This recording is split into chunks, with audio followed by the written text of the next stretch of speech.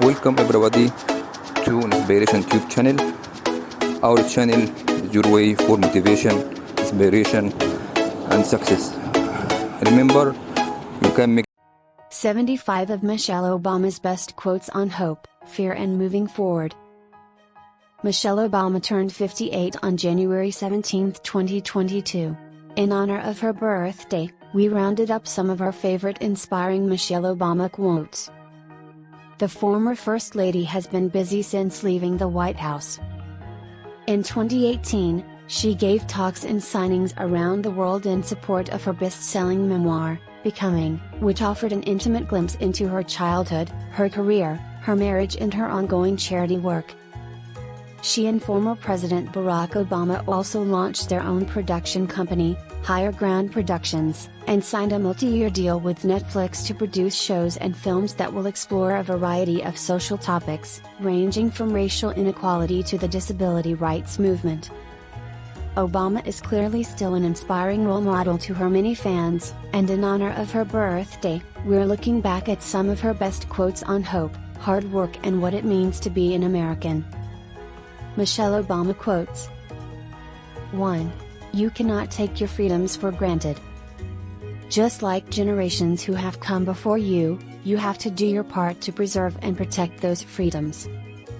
You need to be preparing yourself to add your voice to our national conversation. You need to prepare yourself to be informed and engaged as a citizen, to serve and to lead, to stand up for our proud American values and to honor them in your daily lives. 2.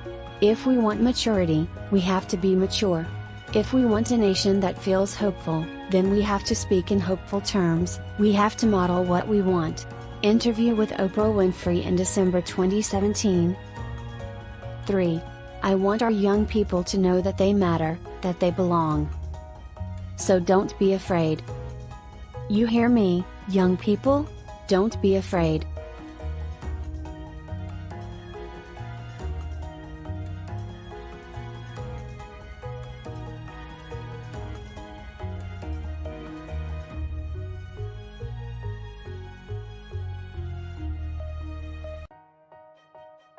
Empower yourself with a good education.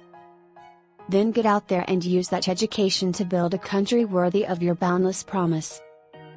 Lead by example with hope, never fear. 4. We have bumps in the road. We have ups and downs, but I want our kids to move forward, I don't care where they come from, with strength and with hope. Interview on The Tonight Show in January 2017. 5. Plenty of folks, including me and my husband, started out with very little. But with a good education and a lot of hard work, anything is possible. 6. Let us not forget, I didn't just wake up First Lady. I mean, I went to law school, I practiced law, I worked for the city, I ran a nonprofit, and I was an executive at a hospital. I've been in the world. I've worked in every sector, and you don't do that without coming up against some stuff. You know, having your feelings hurt, having people say things about you that aren't true. Life hits you, so over the course of living, you learn how to protect yourself in it. You learn to take in what you need and get rid of the stuff that's clearly not true. Interview with Oprah Winfrey in Deck. 2017. 7. We're so afraid of each other. Color, wealth, these things that don't really matter still play too much of a role in how we see one another. And it's sad, because the thing that least defines us is the color of our skin. Interview with Oprah Winfrey in Deck. 2017. 8. I will always be engaged in some way in public service and public life.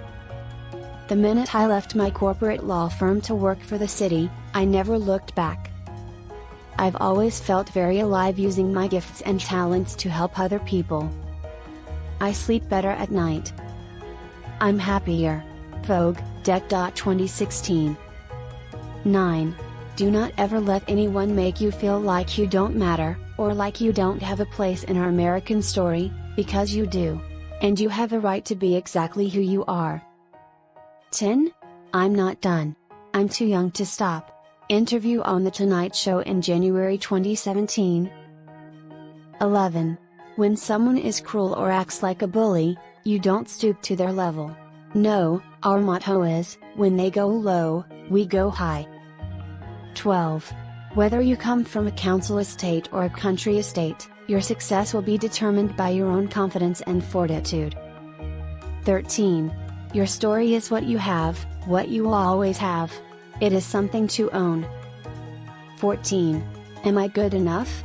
Yes, I am. 15.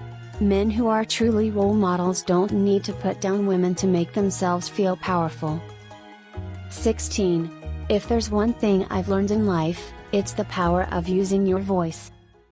17. Instead of letting your hardships and failures discourage or exhaust you, let them inspire you. Let them make you even hungrier to succeed. 18. There's power in allowing yourself to be known and heard, in owning your unique story, in using your authentic voice. And there's grace in being willing to know and hear others. 19. Failure is a feeling long before it becomes an actual result. It's a vulnerability that breeds with self-doubt and then is escalated, often deliberately, by fear. 20. Don't ever make decisions based on fear. Make decisions based on hope and possibility. Make decisions based on what should happen, not what shouldn't. 21. I have learned that as long as I hold fast to my beliefs and values, and follow my own moral compass, then the only expectations I need to live up to are my own. 22. Walk away from friendships that make you feel small and insecure, and seek out people who inspire you and support you. 23. You may not always have a comfortable life. And you will not always be able to solve all the world's problems at once. But don't ever underestimate the impact you can have, because history has shown us that courage can be contagious, and hope can take on a life of its own. 24. The one way to get me to work my hardest was to doubt me. 25. Success isn't about how much money you make, it's about the difference you make in people's lives. 26. Just do what works for you because there will always be someone who thinks differently. 27. Reach for partners that make you better. Do not bring people into your life who weigh you down. Good relationships feel good. They feel right. They don't hurt. 28. Let's just be clear, you don't want to be with a boy who's too stupid to know and appreciate a smart young lady. 29. There are still many causes worth sacrificing for, so much history yet to be made. 30. You don't have to be somebody different to be important. You are important in your own right. 31. Every girl, no matter where she lives, deserves the opportunity to develop the promise inside of her. 32. No country can ever truly flourish if it stifles the potential of its women and deprives itself of the contributions of half its citizens. 33. Being president doesn't change who you are, it reveals who you are. 50. In life you control what you can. 51. Bullies were scared people hiding inside scary people. 52. Dominance, even the threat of it, is a form of dehumanization. It's the ugliest kind of power. 53. When it came to the home for dinner dilemma, I installed new boundaries, ones that worked better for me and the girls. We made our schedule and stuck to it. It went back to my wishes for them to grow up strong and centered and also unaccommodating to any form of old school patriarchy. I didn't want them ever to believe that life began when the man of the house arrived home. We didn't wait for Dad. It was his job now to catch up with us. 54. I have had to learn that my voice has value. And if I don't use it, what's the point of being in the room? 55. Let's invite one another in. Maybe then we can begin to fear less, to make fewer wrong assumptions, to let go of the biases and stereotypes that unnecessarily divide us. 56. Because people often ask, I'll say it here directly, I have no intention of running for office, ever. I've never been a fan of politics, and my experience over the last 10 years has done little to change that.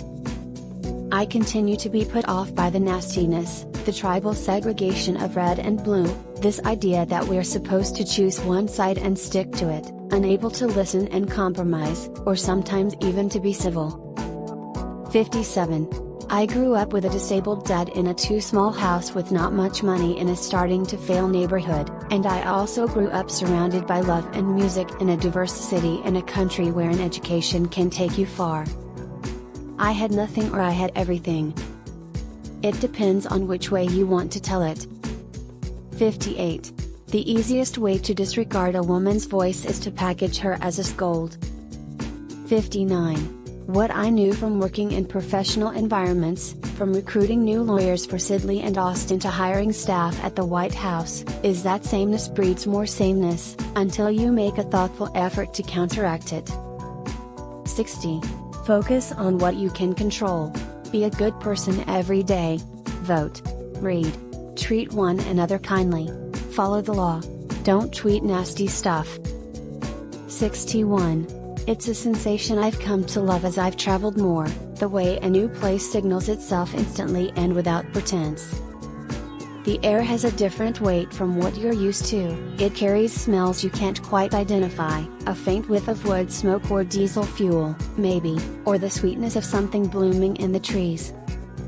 The same sun comes up, but looking slightly different from what you know. 62. Women in particular need to keep an eye on their physical and mental health, because if we're scurrying to and from appointments and errands, we don't have a lot of time to take care of ourselves. We need to do a better job of putting ourselves higher on our own to-do list. 63.